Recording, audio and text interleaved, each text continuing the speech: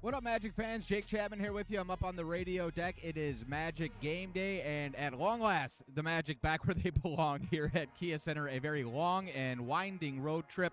2 games up, 3 games down, and the Magic come into to tonight, getting set for a 2-game set with the Boston Celtics, and 3 and 4 nights. We'll have Portland in on Monday night as well, and Orlando trying to get right after what was an up-and-down road trip. Certainly saw some good, but then you end on a low note with the loss in Atlanta on Tuesday night. Should be a whole lot of fun. It's our first Emirates NBA Cup game. We've got the new floor down and ready to go. We'll have the Statement Edition jerseys tonight as well. Whole lot of fun, but I must introduce you to Chrissy Birdsall, our graduate associate. She's doing an awesome job behind the scenes mostly here on the radio broadcast with us and all along the Orlando Magic Audio Network. She is the mind behind the wildly popular Gen C promo that we did for Magic Insiders, which, had Dante Marcatelli and I outside of our comfort zone, and that's all we ask for from our graduate associate. So Chrissy's going to join me. She has some very important responsibilities for the Jamal Mosley press conference, so she'll cut out of here in about 9 minutes, head down for that. We'll hear from Coach Mosley at 5:15. We'll come back and wrap up our thoughts. And just a reminder, if you want to listen to our broadcast tonight here in Central Florida, we're going to be on 104.5 FM 104.5 here in Central Florida. You can always stream us in Central Florida on the iHeartRadio app, on the Orlando Magic app, NBA League Audio Pass, and Sirius as well if you're outside of the listening area.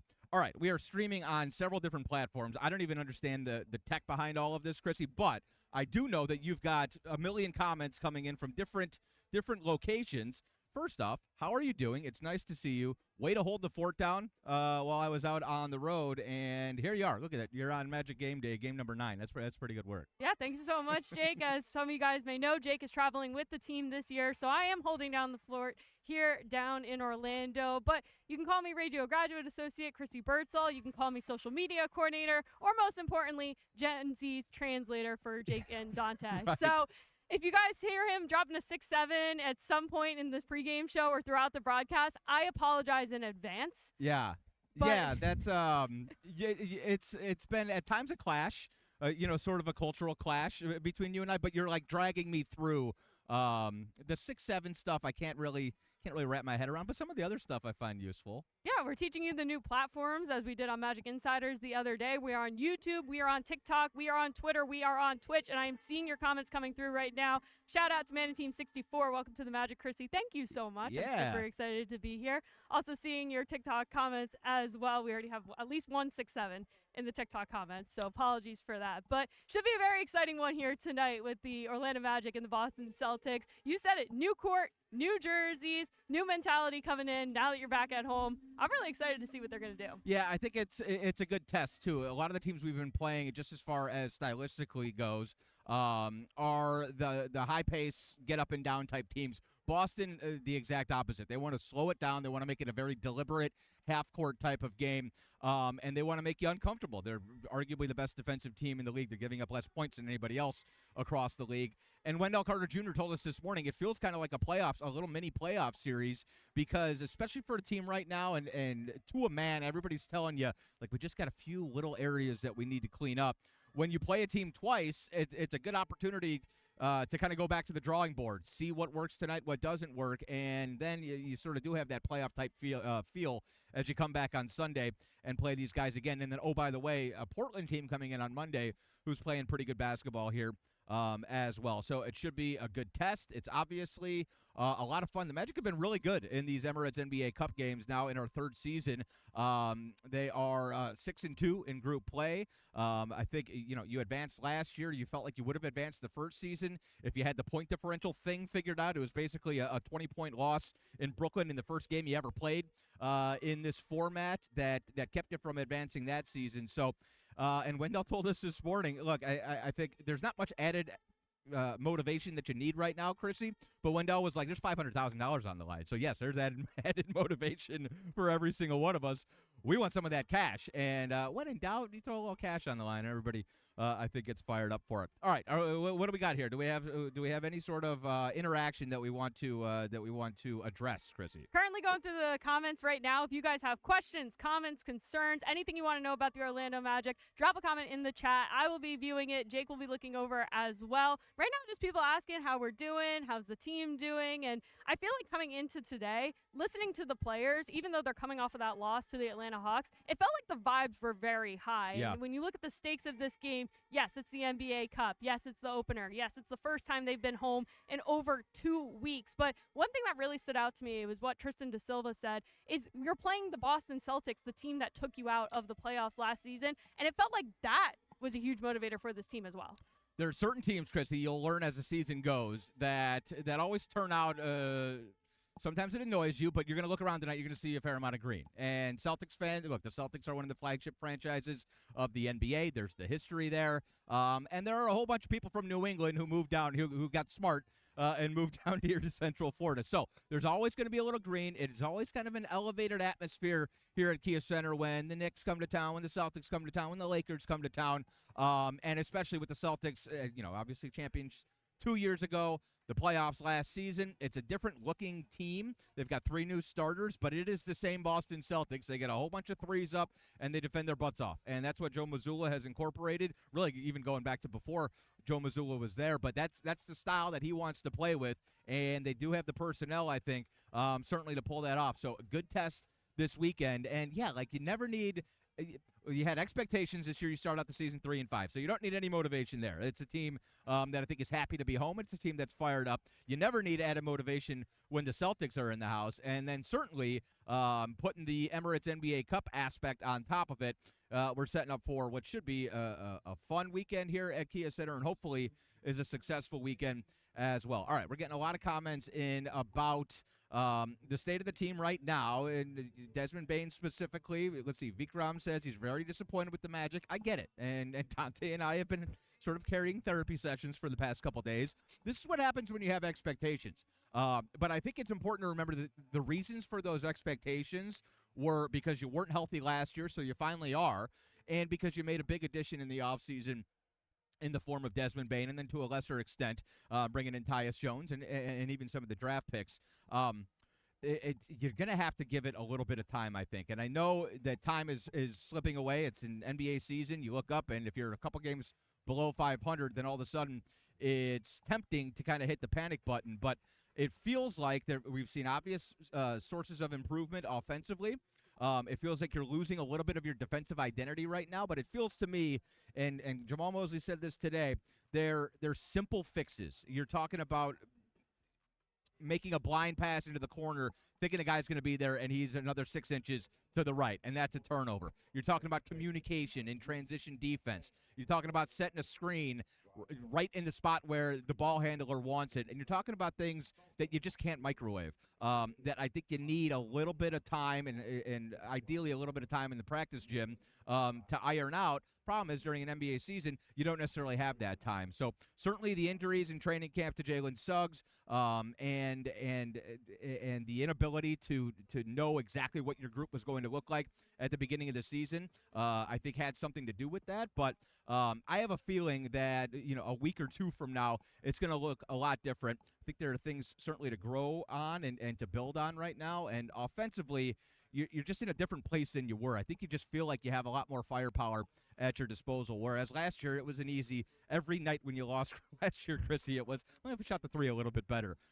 You're seeing improvement in all of those things. Right now it's kind of just a matter of putting it all together, and no better opportunity certainly than with the Boston Celtics in this week. No better opportunity than being the NBA Cup. You talked about the success that this team has had in the NBA Cup, and a lot of people were talking about how they could use this almost as a springboard towards the rest of the season. You think about last year with Paulo being out, they were able to kind of get it together a little bit during that NBA Cup and put together a little bit of a run to give themselves a chance. But I'm looking at some of these comments right now, and one of the things that really stood out to me, Tyler Retchapiliak, finally the statement jerseys make their first appearance. That's something that I get excited over, is the brand new jerseys, the brand new branding. We've been talking about it a little bit on the side, but I love what they've done with the rebrand of the Orlando Magic, and I want to know what you guys think. What jersey are you going to get next? The statement black jersey, the association white jersey, or the icon blue jersey? They all look great. They look fun. I'm really excited to see what these new black jerseys bring out tonight, but plenty of other comments coming in as well. All right, so here's what's going to happen. You got to go down and handle your Jamal Mosley responsibilities. So Chrissy is going to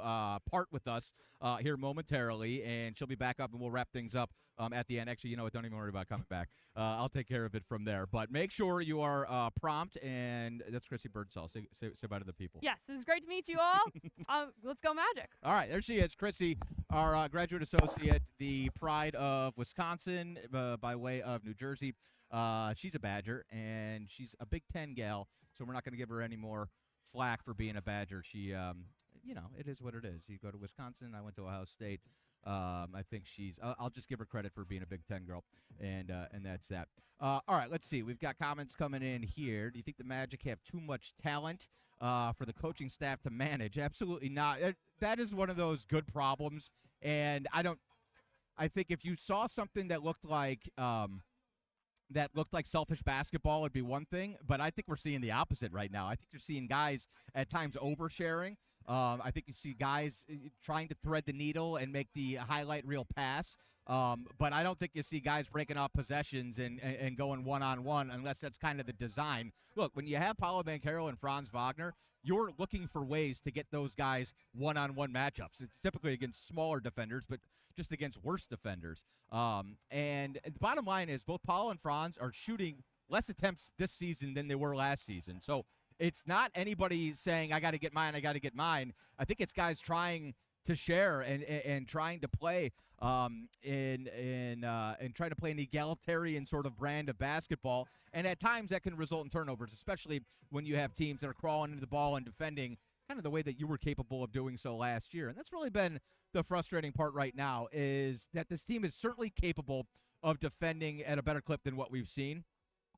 And that's a simple fix, right? Like, there is some transition defense, communication type issues, just some things that can be a little sharper and a little bit crisper.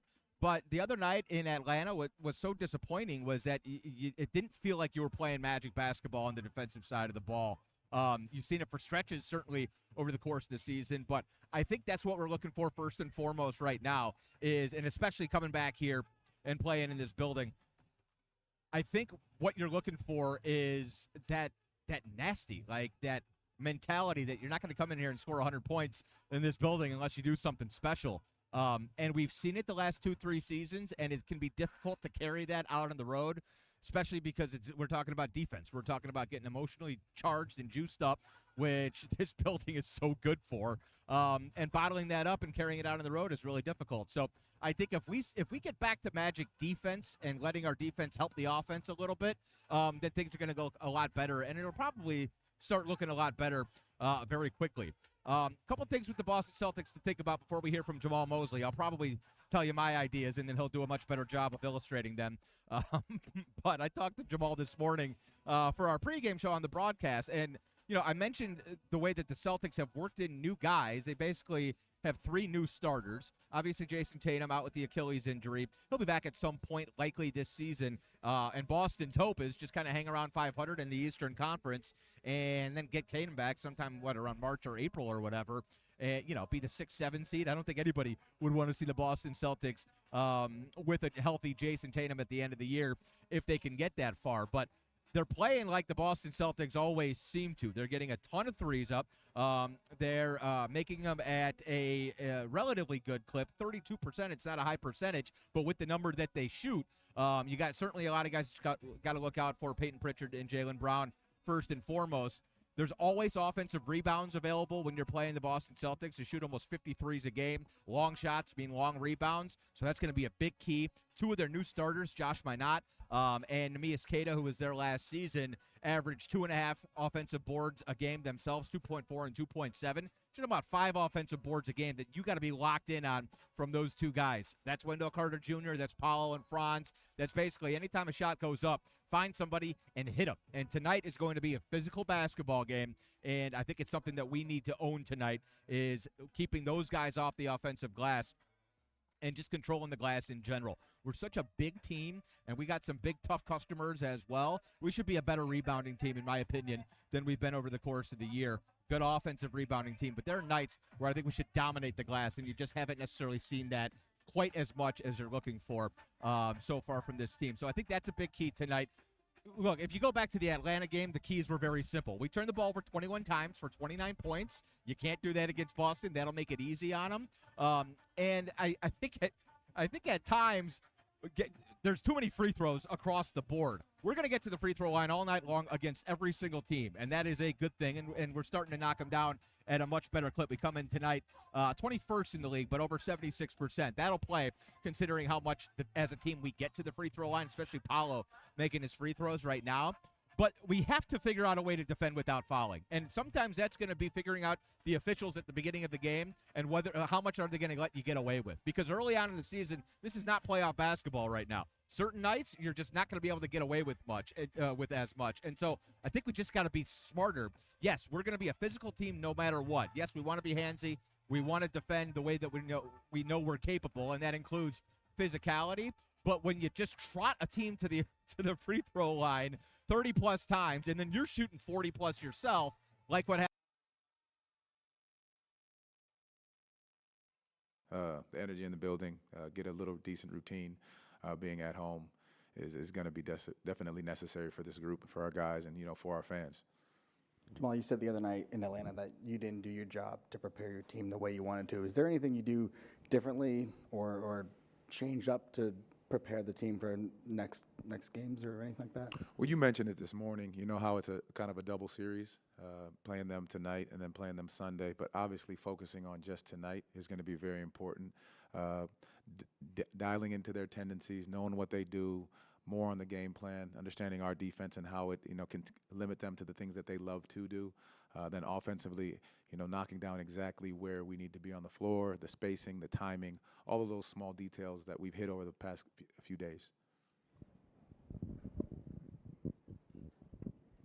Obviously, it's not exactly the same team that you guys faced last year in the playoffs, but is there any extra motivation just being the team that was eliminated you guys facing the Celtics now for 2 games? I think there's always, little small pieces of knowing a team and being around them that, there's a little bit of tension between the two teams. Obviously, this also being a cup game, those situations add a little bit to the punch. But for the most part, it's just us wanting to make sure we take care of home.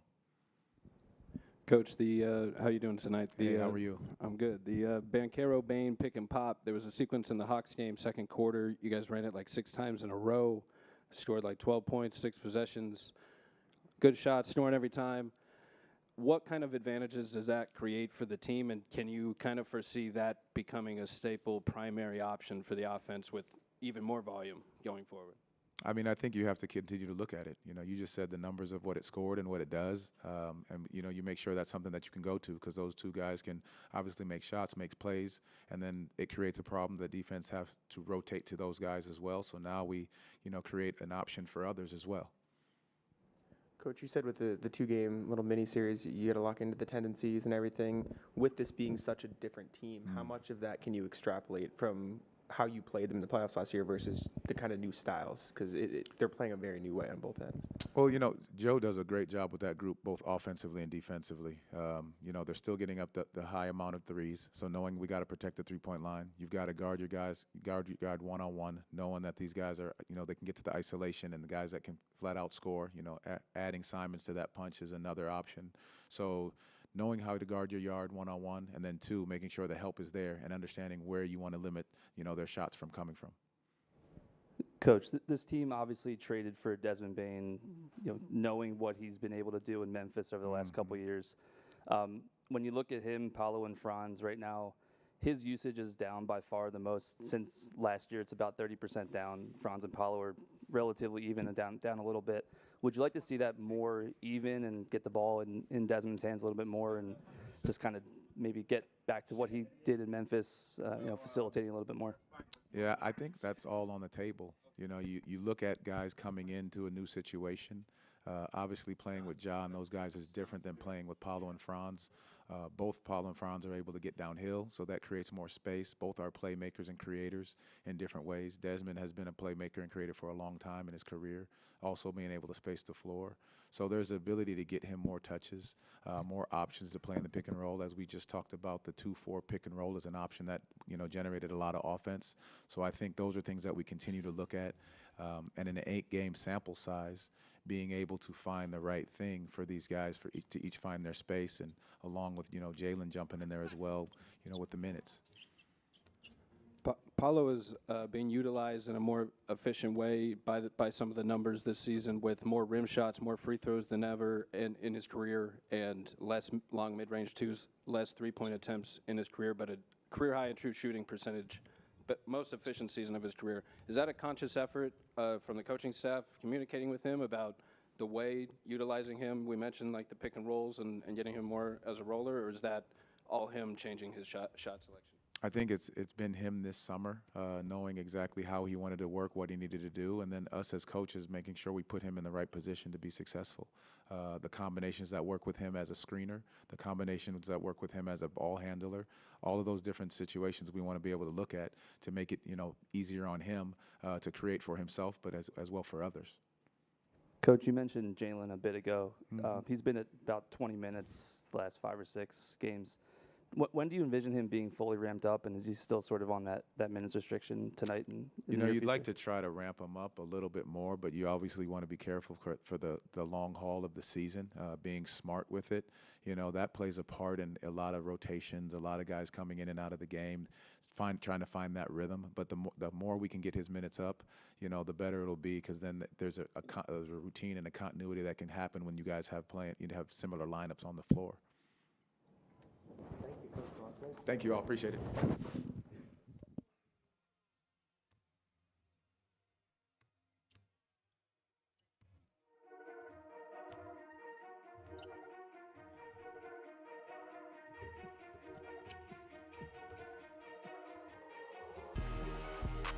And look, it's a new group, and it's new starters, obviously, for Joe Mazzulla, but they still defend. They still shoot a whole lot of threes. A lot of questions about some of the offensive, strategies and exactly what you're looking for with Paulo, Franz, and Desmond Bane. And I think the consternation over Desmond Bane's percentages early on in the season is just a little bit premature.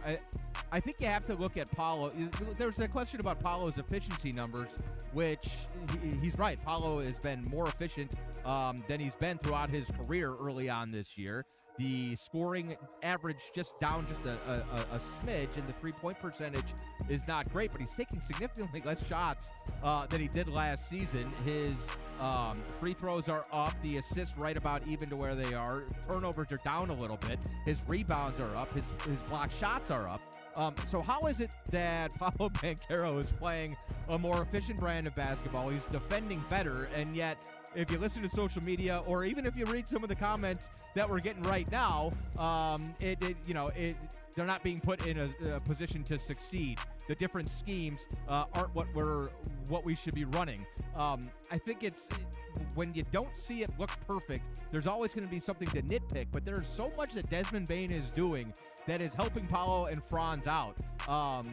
If you just look at Franz and the efficiency numbers there, he's right around 50% from the field. He's still getting you 22 points and over 5 rebounds a game.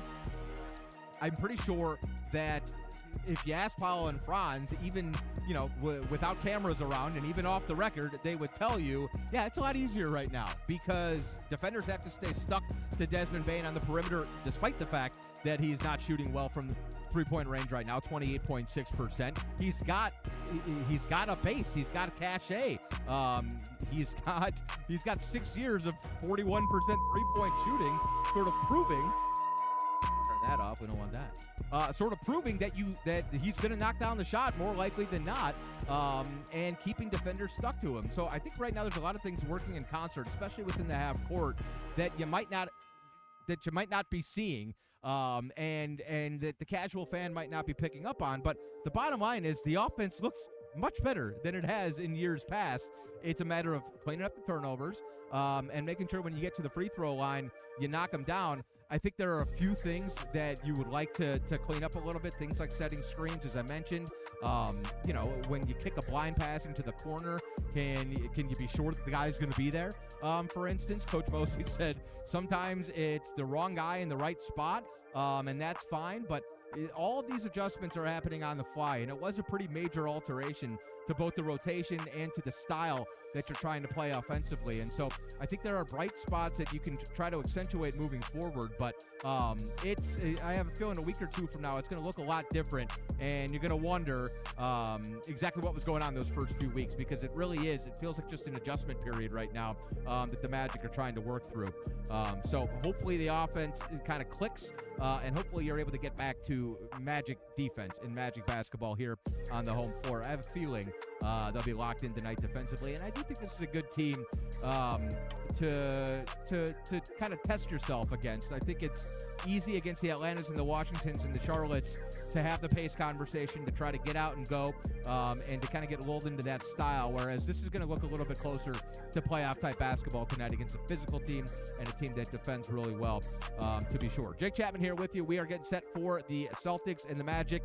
Matchup number 1, we'll see them again on Sunday. This is your first Emirates NBA Cup game of the season. Magic have fared well, 6-2 in the group stage, 6-3 overall. Of course, you lost that tough one to Milwaukee last season. They go on to win the Emirates NBA Cup, the second ever. You had LeBron and the Lakers and Anthony Davis win the first one 2 seasons ago. But I think it's been a success if you think about from the league and Adam Silver's perspective. I know when you're flipping through the channels and you see the different floors and the different home courts, it kind of leaps off the screen at you, especially some of the uglier ones. I think we have the best looking one. It looks awesome right now with the new Orlando logo across the center of it. And tonight we'll get our first look at these statement edition jerseys, which I'm pretty stoked about as well. And I know, look, it's, my whole thing the entire time was, as long as it's not like a massive adjustment, like I didn't want there to be, 86 games in the season, and all of a sudden we got to deal with 4 more games that are just completely out of left field. The whole idea is you take games that you're going to play anyways, and you just kind of dress them up a little bit.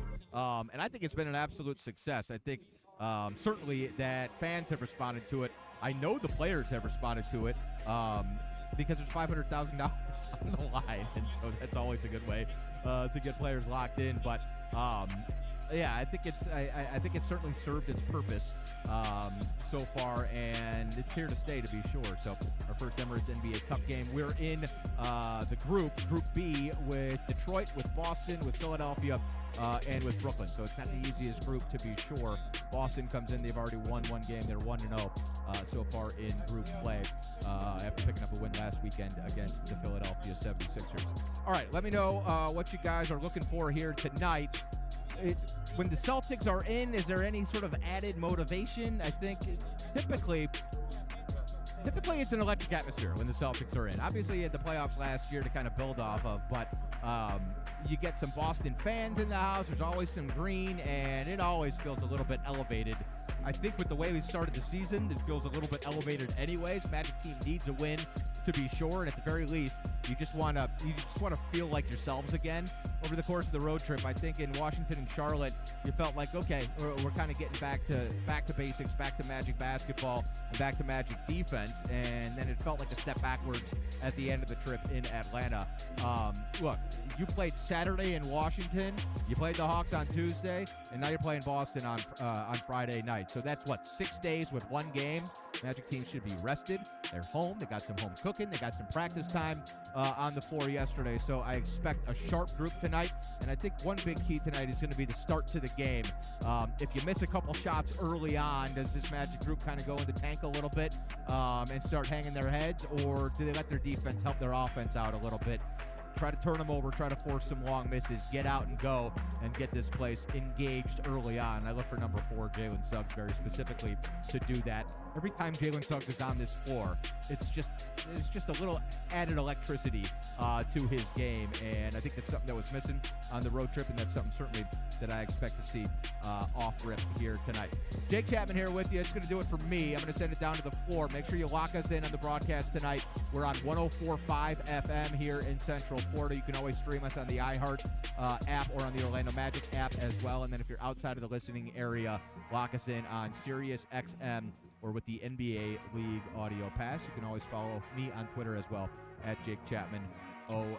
Jake Chapman here with you. Magic Celtics coming up. We'll send you down to the floor. See you guys.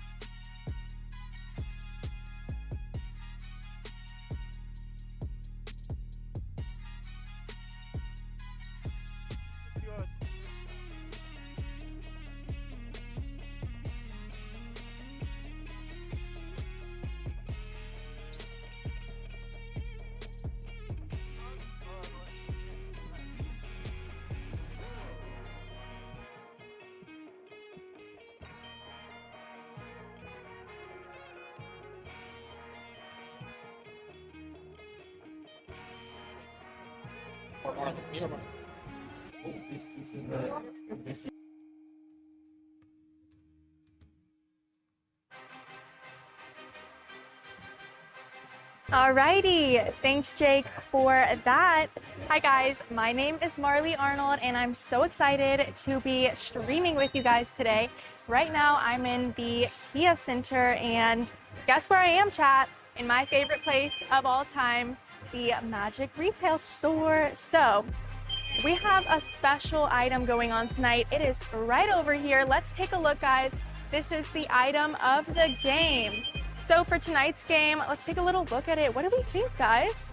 Rate it 1 through 10 in the chat, but honestly, I think this is fire. It's $15 and you can only get it if you're coming to the game tonight. So if you're here, I would be getting this immediately. We have people coming in, they're ready to get it, and I think that I'm gonna have to get this, but we have some games we're going to be playing. You guys can play along in the chat, and let's take a little look at what I have in here. This is what I'm going to be giving away to a fan who guesses correctly with my trivia. So, who would rock this? Let me know in the chat. I'm going to take a little look at what everybody's saying about this. Let's see what you guys think about this. Fire. I would immediately cop this. Yeah, that's what I'm talking about, guys. I think it's honestly so cute, and I love when they do this. The collabs and everything, every single time. I gotta get it. Every single time. Oh, you're at the game and you're gonna come get it. I love to see that. All right, I think we're gonna make our way over to at the Disney Atrium, which is honestly such a beautiful spot, and it's kind of my favorite because it's so pretty. And maybe we'll find some people we can play some games with, chat. Should we take a look? Who thinks they would win at trivia? At my trivia. I'm gonna be honest, it's a little hard. I'm not gonna lie, it's a little hard. But I think a true Magic fan deserving of this t-shirt will get it. And that's what we're looking for, right guys? But who's excited for tonight's game against Boston? I am so excited, and I definitely think that this is gonna be a comeback game for sure. I'm feeling the good vibes, I'm feeling the energy, and I think we're gonna get that W tonight. So let's see if we can scope out the scenery and find anybody, guys. Who's coming to the game tonight? Let me know in the chat. Ooh, ISO FC is going to the game. I love to see it. Maybe I'll see you, and don't be afraid to say hi. Oh, it's me, 123 said they're coming too. Guys, I love to see it. Tonight's game, I already know the energy is gonna be fire. Yes, so many people coming tonight. That's awesome. Let's check the chat on YouTube as well. And by the way, where are you guys watching this stream from? TikTok, YouTube, X? Let me know in the chat. Yes. All right, guys. So we are now in the atrium, and we got music going on. It's a whole vibe out here. A literal vibe. Oh, someone said that they'd win the trivia. Let's see. Let's see. When we play this game, I want you guys to play along in the comments, and let's see if you would win this t-shirt. Should we find someone? Let's see. Let's see. Chat, help me find someone who looks like a true, genuine Magic fan. Maybe we'll explore more over here. It's still early. Everybody's coming in. They're getting ready for tonight. They're getting ready. The vibes are good. I'm loving the music.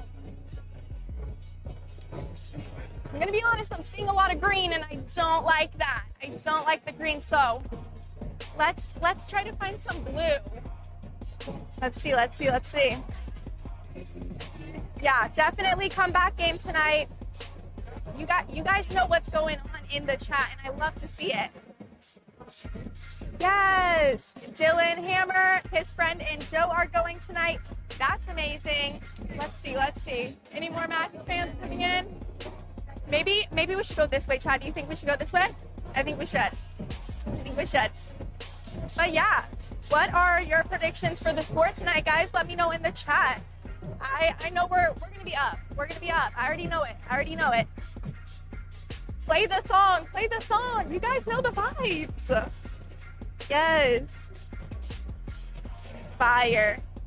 We need a big win tonight, guys. We're gonna get that win tonight. I feel it. I know it. We're gonna get the win. For sure. But guys, what did you think about the shirt? Would you get this? I would, immediately. And I will be going back to get it. Hopefully it doesn't sell out. But we still gotta find someone to get this shirt. I think for my trivia game, I'm gonna make it a little difficult. I had an easy one, but I'm feeling that we should kind of make it a little hard. Let's see what you guys have to think about that. Oh, yeah. Okay, let's take a little walk. Let's keep looking. See who we should scout to get this t-shirt. Yes, a lot of play that songs in the chat, and I love to see it, guys. put the W's in the chat for Magic tonight. Yes. Let's go, Magic. Yes, yes, yes. You guys know what's up. You know what's up. I love it. Ooh, guys, who's going to the game? Let me know. We have so many people in the chat right now saying that they're coming to this game. And honestly, I think it's going to be a great game tonight. I've really been locking in on Tristan recently, and I'm so excited. Hi, I'm live right now, and I'm playing a little trivia. For the real Magic fans, we have a t-shirt. Tonight's amazing t-shirt, super fire. So if you get it right, you get the t-shirt. Are you ready? Yeah. Okay. Okay, here we go. So, can you name the last 3 Magic first round picks? It doesn't have to be in order. I know Tristan Silva. There we go. The one this year, Richardson. There we go. What was the one 2 years ago? Black. There you go. There you go. You got it. You got it. Good job. That's a real fan, and I love to see it. Let's go, Magic. All right, maybe you guys go back and see what the shirt looked like. I forgot to show it to you guys, but it is fire. I showed it at the beginning of this live, and I kind of forgot to show you what it looks like again, but it's Boston versus Magic mix-up, and that shirt is fire. Only $15, so if you're here, go and get it. What are you doing? What are you doing, guys? Run to the Magic retail store. That was a true fan. He got all of that right instantly. I'm very, very surprised. But I love to see it. I love to see it. Let's see who in the chat got it right. America First got it right in the chat on TikTok. Yes. You were actually the first one who got it, so a little virtual high five to you. I love to see that. Let's see who got it on YouTube. Buck In got it on YouTube, and he said easy. See, real fans, I love to see it. Also, another high five to you. Yes. I think someone said you gotta make it harder than that. Guys, that was a good one. That showed who's paying attention, who's locking in, and who's riding with us this year. If it's easy, you're a good fan, and I love to hear that. I think we're gonna make our way onto the court, guys. What do you think about that? Should we? Should we chat? Let's see, let's see. Meanwhile, while we're walking, I'm gonna play a little trivia with you guys. Would you like to kind of guess the character or guess the player? I honestly love this game, and I think it's really fun. So I'm just gonna ask you a question, and you just gotta comment who the player is. So let's see, question number 1. Which Magic player was named 2023 NBA Rookie of the Year? I feel like this one's kind of easy, guys. We should all know this. I'm starting off easy. Let's see who gets it first. Let's see, let's see.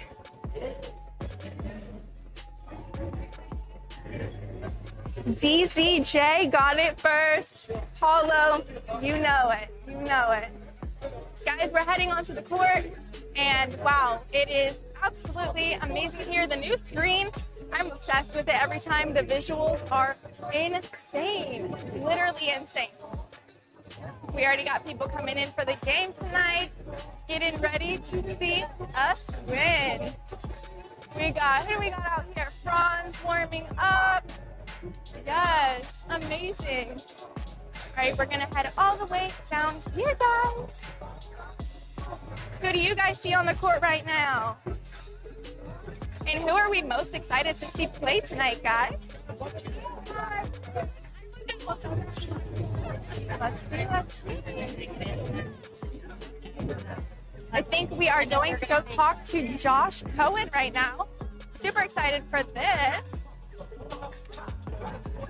Hey, how's it going? Good to see you as well. We gonna do it over here? Yeah, we are live right now, and so we are ready. So, all right, guys, I am here with Josh Cohen. He is the OrlandoMagic.com writer. So, the fans are definitely ready for a win tonight. What are your expectations for tonight's cup game? Well, obviously the stakes or higher, considering it is the in-season tournament. There's a lot to play for. Revenge opportunity, considering the Celtics were the team that knocked the Magic out of the playoffs last year. I think this is an interesting matchup because what the Celtics do well, the Magic sometimes struggle with, but what the Magic do well, the Celtics don't do all that well. So I feel like there's some good contrasting styles here that could create a really good matchup overall. Yeah, definitely, for sure. What do you think tonight's biggest challenge for the team is really going to be? So Boston is really good at limiting turnovers. Usually Orlando is good at forcing turnovers, so that's one of those contrasting styles. Also, Boston doesn't foul very much, and the Magic are number 1 in the league in initiating fouls. So again, some contrasting styles. I think the key is don't turn the ball over and try to be as aggressive as possible, getting to the basket, force Boston to collapse, try to cause as many fouls as possible. For sure, the aggressiveness is definitely essential. Let's kind of see what the chat is buzzing about. Let's see. Let's take a little look on YouTube right now. Oh, okay. Jake Kirby asked, who is one player that you could think is really just going to make a big impact on this cup game? That's a really good question. I think there's a lot of guys you can look at. I always think Franz Wagner's key, especially if he's matched up with Jaylen Brown, which I expect him to be. I'm sure they'll have Anthony Black and Jalen Suggs sometimes guard Brown as well. Franz is a really good ISO defender. Jalen likes to go into ISO a lot for Boston. So it's going to be key to hold him as far away from the basket as possible. Brown is known for taking a lot of pull-up mid-range jumpers. So if you can force him into those shots, I think it's favorable for Orlando. Yeah, for sure, for sure. I have a question. If Magic pulls off this win tonight, which we obviously will, what message do you think this is kind of going to send to the rest of the league? Yeah, I mean, beating a team like Boston, even though they're not quite what they were when they were fully healthy, they made some changes over the offseason, but they're still a really formidable squad. So winning a game like this, I think, would do a lot for the momentum of the Magic, build their confidence. I also think because it's the in-season tournament, again, like we talked about earlier, stakes are a little bit higher. I think it really gains some momentum in that fashion. So, I guess credential a little bit too in the open there. Well, one last question, and I definitely wanted to ask you this one because I know you're around the team a lot and you've seen it, but you've seen the team's chemistry building, obviously, but what has been the biggest difference, lately? Well, in the Charlotte and Washington games, they were forcing turnovers, like I mentioned earlier. They were playing much more stifling defense in one-on-one situations. And the thing they do really well, which they did really well against Charlotte and Washington, was run opponents off the three-point line. Orlando has been exceptional the last couple years in making sure opponents aren't getting up a lot of threes. That's key again tonight because Boston ranks number 1 in three-point attempts. So again, another contrasting style. I think there's so many different aspects to this matchup that make it so interesting because they are so different. But running opponents off the three-point line, I think, is always going to be key for this team. Yep, for sure. All right, well, that's all we have for Josh today, guys. But stick around. We have a lot more. And, of course, as always, great insight. Thank you so much. Thank you. Guys, we got Tony on the stream. Say what's up, Tony. Hi. All right, guys. Well, don't go anywhere. We have so much more Magic content coming up. And stick around for Courtside Countdown, which is literally coming up next. Once again, my name is Marley Arnold, and it was such a pleasure just hanging out and playing some games with you guys today. I'm just really excited for tonight's game, and I think it's going to be a great one. So let's go Magic. Yes.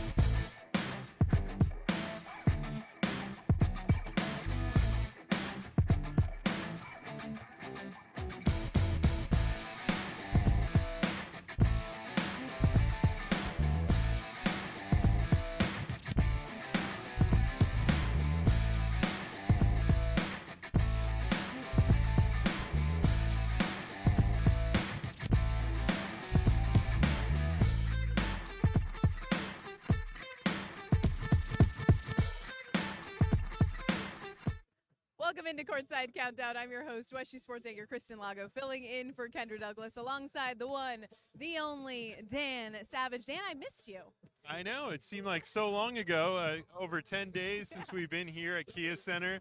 But good action to come back with the Celtics in town. Yes, you mentioned it there. This is a big game for a variety of reasons. Of course, it's a team the Magic lost to in the playoffs last year, the Boston Celtics. It's also the start of the Emirates NBA Cup. You might notice a different court on the floor tonight. But, of course, you can catch all of the action when we tip off on FanDuel Sports Network at 7 p.m.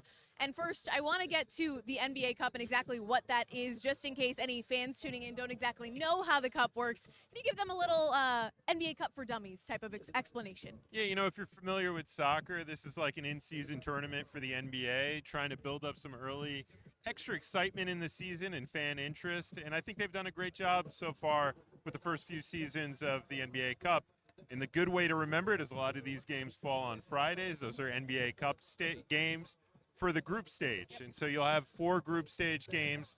And in each group, which the Magic happen to be in with the Nets, Celtics, Pistons, and I'm missing one other team along in there. But they're in their group East B. And if they come out with the best record, they advance to the knockout round. Now, if they don't have the best record, if they still are one of the 2 other teams to perhaps have what you'd call a wild card best record, 6 teams will advance to the knockout round. You get a little bit further, you end up in Vegas, and from there, you have the opportunity to win $500,000. So that's what's at stake. Yeah, sounds and pretty good to me. Look, I'll tell you, no matter how much money these guys are making, nobody wants to pass up on $500,000. Hey. And these guys talked about it today at shoot-around. So it's on all their mind today. And keep in mind, these do count as regular season games as well. So the Magic really anxious to get back home to the Kia Center, especially after what was a roller coaster of a road trip. The Magic's longest road trip of the regular season, 5 games. They went 2-3 on the road trip. We saw some highs, including games against the Hornets and the Wizards, but we also saw some lows on this road trip, most recently in the loss to the Hawks on Tuesday. No question. It was a tale of 2 road trips at first. They dropped the 2 early games, come back with very impressive performances against both the Hornets and Wizards, and really started to play their brand of basketball, defense fueling their offense. And then on top of that, you saw guys like Paolo play extremely well, commanding both ends of the floor. You had a game where Paolo and Franz both scored over 20 points in the first half, only the second time in their history together that's happened. So really started to play their brand of basketball. Then against Atlanta, I really think you saw a team that had been on the road for 10 days. Yeah, that starts to wear on you. When you talk to people in the traveling party, they're all feeling it too. So I can only imagine having to play a game on the court at that time. So hopefully the home cooking, some rest at home before playing in front of your fans will be the exact energy they need to get a win tonight versus the Celtics. Yeah, we heard it from Jamal Mosley after that game on Tuesday, very anxious to get home, to the opportunity to play in front of their fans, but also it's the beauty of the NBA, right? It's a long season. We're still very early on. Tonight's sort of like a fresh start for the Magic, and they talked about that opportunity today at shoot-around. Kristen, in your mind, what are the keys for your group tonight against Boston and setting the tone for this homestand? Yeah, a bunch of stuff. Team effort on Jaylen Brown for sure. Taking away threes, making the right plays on offense, and then it always comes down for us to guard in our yard and finishing possessions. Starting on the defensive end, we got to find ways to get stops consistently. Making it tough on their offense, making them take tough twos all night, and then offensively, continue to share the ball, like the Charlotte and DC game, the high assist games that we've had, just trusting each other. We just got to fall back into that. No matter what the result is, we got to continue to trust that process. Respecting who they are, what they've done. Obviously there's different players on their roster and a different look, but the style of play that they have is very similar. They're getting up a lot of threes. They know how to attack off the dribble, one-on-one basketball. They move it, they share it. We've just got to be tight defensively is the major key for us tonight.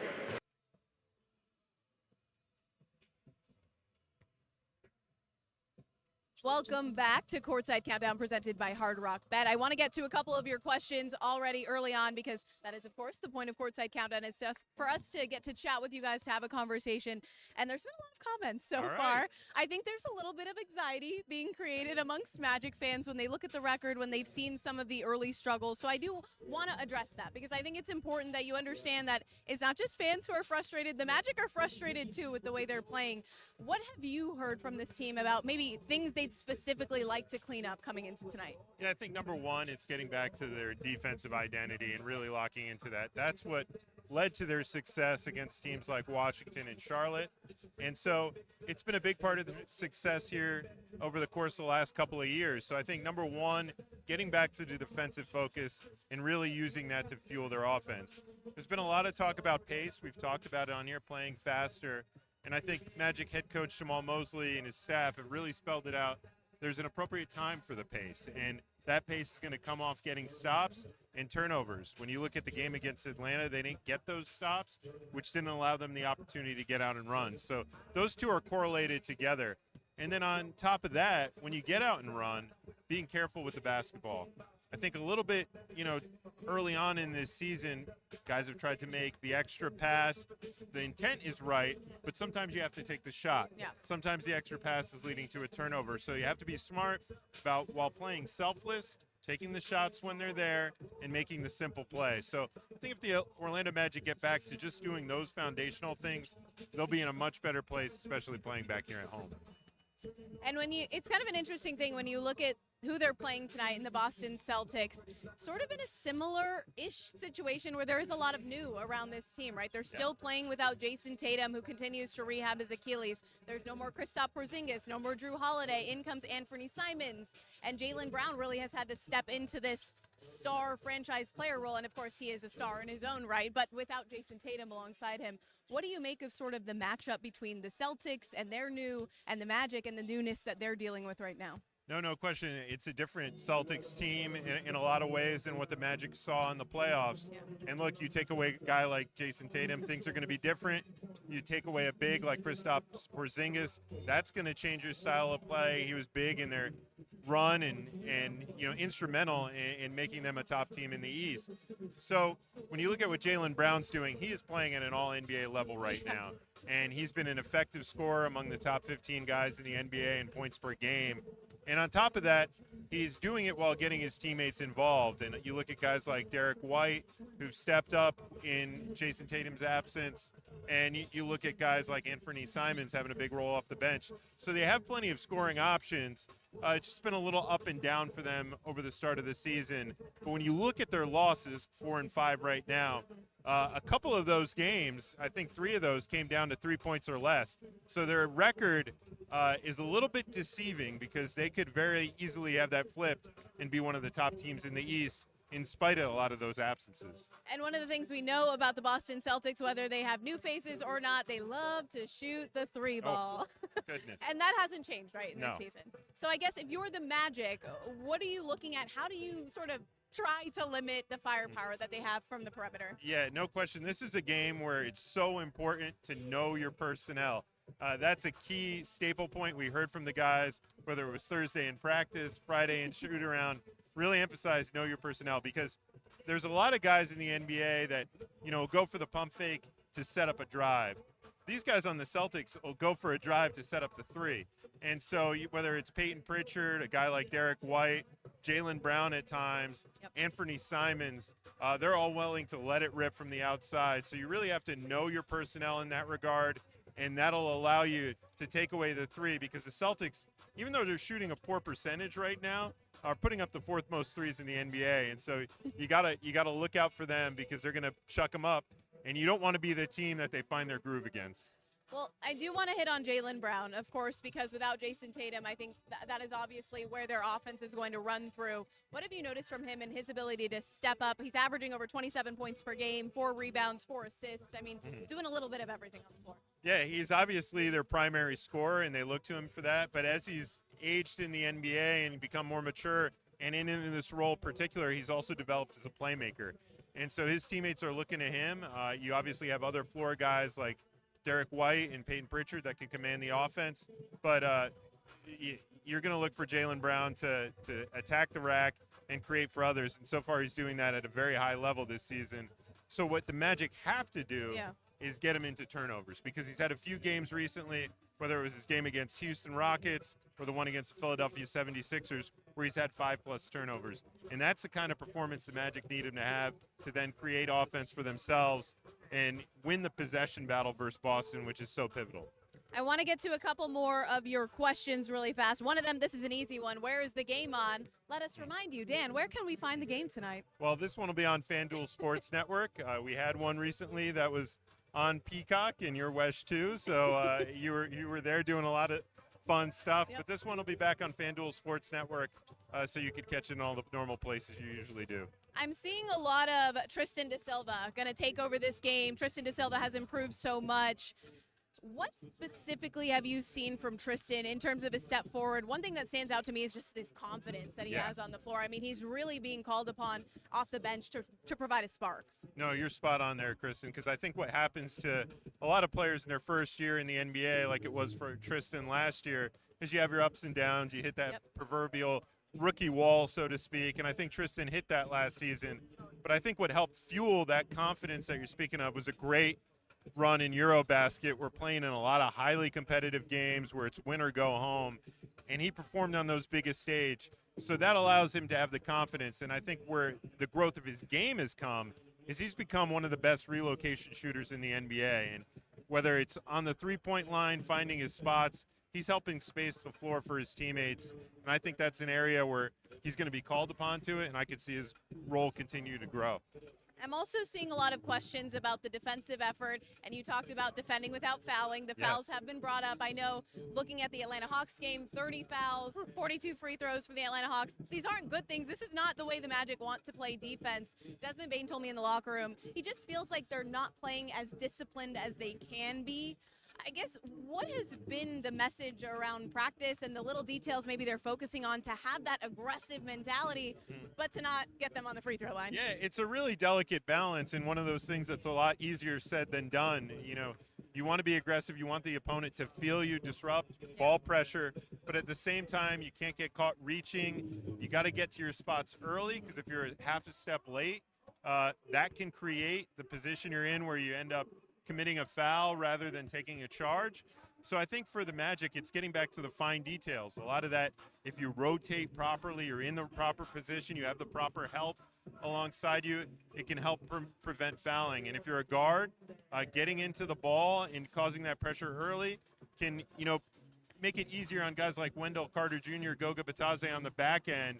If you're keeping the ball in front of you, they're not having to make the tough decisions whether to rotate on lobs or, take away the defender. And I think that has caused them problems in games like the Philadelphia loss, where they weren't containing the basketball and thus led to a lot of hard decisions for the Magic's bigs. And one of the guards that the Magic will undoubtedly have their eyes on tonight, a new player for the Celtics in Anthony Simons, but a cool tie-in for him. He's a hometown kid, an Orlando native, went to Edgewater High School, just like maybe 10-15 minutes from the Kia Center, then transferred to IMG Academy. I think whenever you have a hometown kid back in his home state, back in his home city, they always want to put on a show. I know he's still sort of getting adjusted to this Celtics team, but what is the danger that Simons is on the court? Oh, no question about it. And, for a lot of guys, they wouldn't know that we're new to the team, wouldn't know what this playoff series was like. But right on that baseline where I sat, Anthony Simons was sitting in front of me taking in this playoff series last year. So he got to feel it firsthand, even though he wasn't playing in it. And one thing he brings, which he did in Portland as well, is a microwave scorer. He comes in off the bench, and boom, he can flip a game and is willing to take shots and draws a lot of gravity to himself. And I think the area where he's surprised a lot of people in Boston is he hasn't been a liability on defense. He's had a few big defensive plays for them. And when you look back at his tape in Portland, that was an issue for him. That was a lot of people's concern when he was coming to Boston. And so far, he's lived up to the challenge that Joe Mazzulla and his staff have put forth for him. And that's been very impressive for the young man to see. Yeah, it'll be interesting to see how he comes out. I know, again, whenever you're in your hometown, you always want to put on a show. But when we look at the Boston Celtics, we've talked about Jaylen Brown and I mean, just the challenge that he's going to provide. I want to hit on the matchup between a player like Franz Wagner and a player like Jaylen Brown. Obviously, Franz, we know what he can do, driving the lane, getting to the paint. He's also been working on the three-point shot as well. He's a great defender. But when you look at these two players in particular, what do you make of that matchup? No, that's a tough matchup for anybody, and I think the Magic will continue to rotate bodies at Jaylen Brown, as Jamal Mosley often does, to just keep showing him different looks and keep him on his toes. I think for Franz on the other end, it's making the guys that are guarding him work. And if it ends up being Jaylen Brown at times, what better way to, get him off the court than put him in foul trouble? So I think it's a matter of who Jaylen Brown's on. You got to make him work a little bit and really make him exhausted heading into the second half. And that's one of the things the Magic were so good at in prior seasons, is that they exhausted teams so much on the defensive end and then coming downhill on offense that by the time the fourth quarter hit, they were just spent and the Magic could pull away. And so I think that's the kind of conditioning the Magic are trying to build up for themselves right now. But as they're home and fueled behind this home Kia Center crowd, that's the kind of team they need to become again, where they wear the heck out of the opponent, and by the fourth quarter, they're starting to pull away. And you allude to a question that a lot of people have about how tiring it might be to play at this faster pace. I can't tell you I ever played basketball, but watching and listening to these guys, it is an adjustment, right? They're playing at a much faster pace and then having to get right back on defense. And so balancing that, a challenge? Yeah, I think it's definitely a challenge, and I think that's where Magic head coach Jamal Mosley has stressed. Yeah. Like, we're not just running out willy-nilly. You pick your spots, which are when you get the defensive stops, get out and run and really break the back of the opponent. And now that's obviously easier said than done. But what you got to also remember as a Magic fan is that you don't want this team playing their best basketball now. Like, obviously, it would be ideal if they came out of the gate and were 6-2 right now. But what you can't lose sight of is you want to be playing your best basketball in April, in May.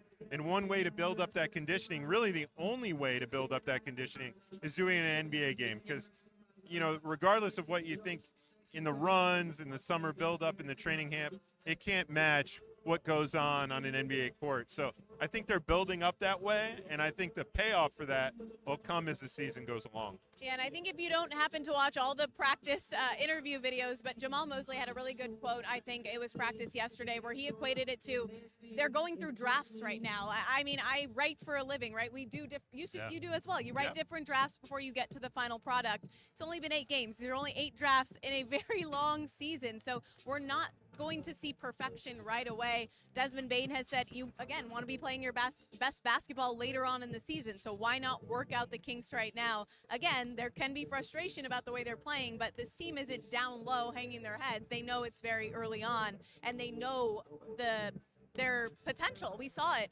against the Hornets and the Wizards. And look, the one thing you can try to predict but can't accurately predict is what teams will do to counter what you're doing. So the Orlando Magic head into the season with a game plan of how they're going to use Desmond Bane, how they're going to deploy Jalen Suggs, Paolo Banchero, Franz Wagner. But until you see how other teams guard that and what they try to take away, you can't have that fully baked-in plan of how you're going to approach that. So I think Magic have an 8-game sample size now of how teams are going to guard it, and they're going to make, different tinkerings and adjustments accordingly. One of the things discussed in the pregame press conference with Jamal Mosley was their Desmond Bane, Paolo Banchero pick and roll.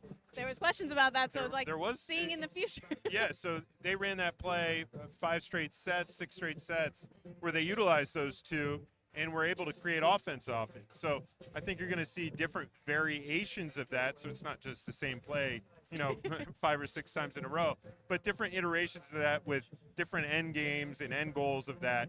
So that's one of the things that you'll start to see, continually more of. And then how do the other pieces go around it? Do they put the ball in Desmond Bane's hands more, so that way he's in initial action? Those are all things that you have to consider, but also remember, there's a limited sample size of Desmond Bane. He's only played with these guys for 8 games. Jalen Suggs didn't play in any of the preseason games, just got fueled up for the start of the regular season, so he's a new piece in. And Franz Wagner was a little bit limited in training camp because they're trying to manage his workload. So, as much as you want it to be a perfect paper and have no rough drafts, there were some limiting factors to that. And so I think that's one of the things you have to be a little bit patient with. And, one of the other things you'll see, I saw in some of the comments the other day was Franz Wagner's usage numbers. But that's also another thing where you have to take a longer lens. It's the guy who played in Eurobasket. Do you want to really be using him heavy right out of the gate to start an NBA season when he has to play 82 games and hopefully into the playoffs? So these are all things that you have to take into consideration rather than just looking at basic numbers on NBA StatStock. So as we get to maybe the storylines for tonight, we can see Paolo in the corner of our screen. When we're looking at Paolo Banchero and what he's been able to do so far this season, I mean, really taking charge. People have said they've liked his swagger out there.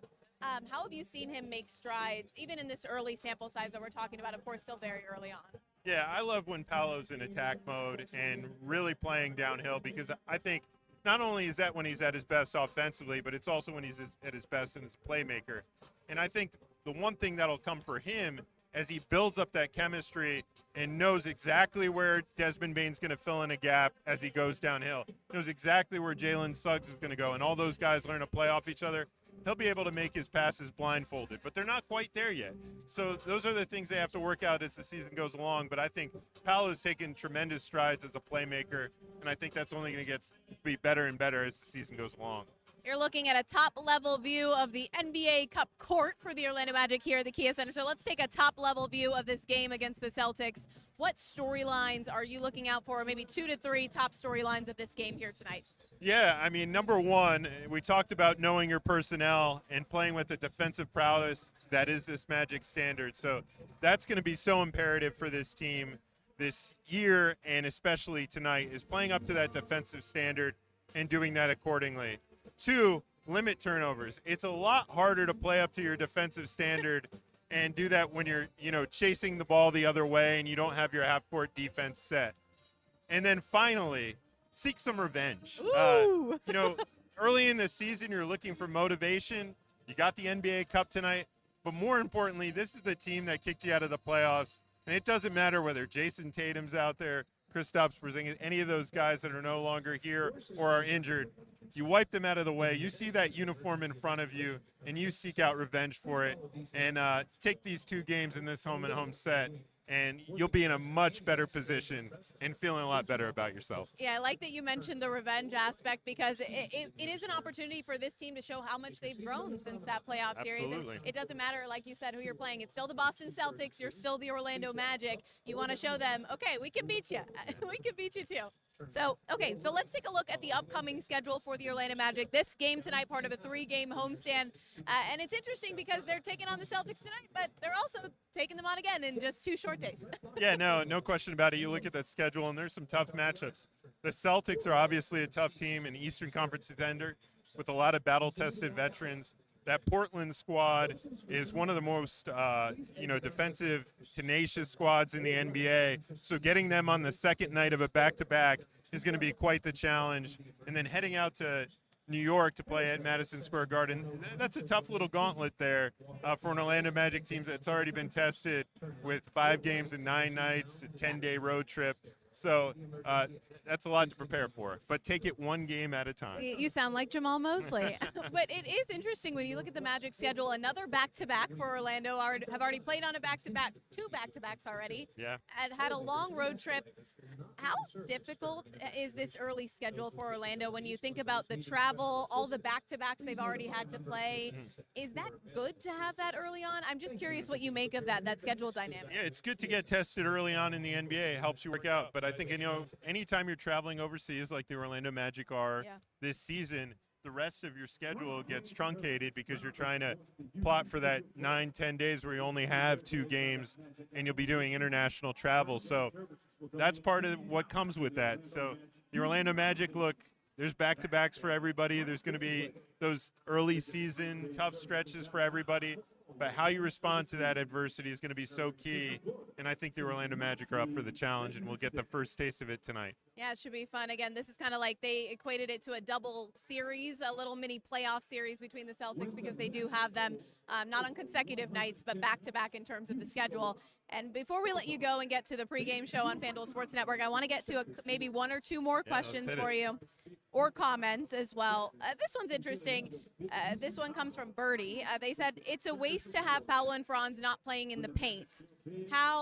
What have you seen from maybe the paint presence, getting them to drive the lane in the way that, I mean, I know Franz loves to get to the basket in that way, but how do you create more opportunities there? Yeah, I mean, look, until you start consistently hitting your three-pointers, which the Orlando Magic have to continue to elevate their game and do that, teams are going to clog the paint against them. And so what the Orlando Magic have to do is get downhill, take advantage of some of their stops on defense, and create easy offense. The easiest way to get into the paint in the NBA is off of fast break opportunities. So I think that's where you can create your opportunities for Paolo and Franz easily to enhance those paint numbers, is by getting downhill in fast break opportunities. And look, Paolo's right now leading the NBA and most fouls drawn when attacking the basket. So you put him downhill in transition, and you can even raise that number even higher.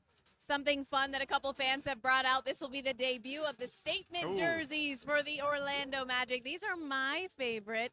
Dan, yes. Does the swag of the jersey, do you think the team tries to embody that a little bit? Oh, absolutely. And, these were the jersey, when I first saw the mock-ups, I was a little bit on the fence about. I'm not going to lie. I was a little bit on the fence. And then the first time I saw them in person, I was like, these are my favorite. These are my favorite jerseys. So I think a lot of fans who maybe have been on the fence about which jersey to buy, which one, when they see them tonight, I think there's going to be a lot of extra orders for people who maybe were on the fence about them and then change their mind. I love that. Okay, let's see. Maybe one more question to get to. So many tough ones. I know. Okay, Jace Richardson is a name that has been brought up several times. It was interesting when we came into the season. We didn't know how much we'd see the rookies play. How explosive can Jace Richardson be off the bench for this team? No, I think Jace's role is only going to continue to grow as the season comes along. And look, I think the thing he brings is something that Orlando Magic lack a little bit, which is explosiveness off the dribble. We talked about explosiveness off the bench. His first step is very good, and I think when you're looking for secondary creators, he can fill that role. And then on top of that, he's a threat from the outside. We all know he can fill the cup. While he still will have to get down the defensive rotations, his spacing and placement on offense, as all rookies do, I think he has elements of his game that can help the team immediately. And he's a guy that I see, as he gets opportunity, isn't going to give it back once he gets those chances. All right, there you go. Thank you so much for all of your questions, comments, concerns, all of the above. We love chatting with you. Remember, this is the first NBA Cup game for the Orlando Magic this season, taking on the Boston Celtics. You can watch all of the action on FanDuel Sports Network. Pregame show begins at 6:30, tip-off at 7 p.m. This has been Courtside Countdown, presented by Hard Rock Bet. I'm Kristen Lago. That is Dan Savage. We'll see you very, very soon. Bye, guys.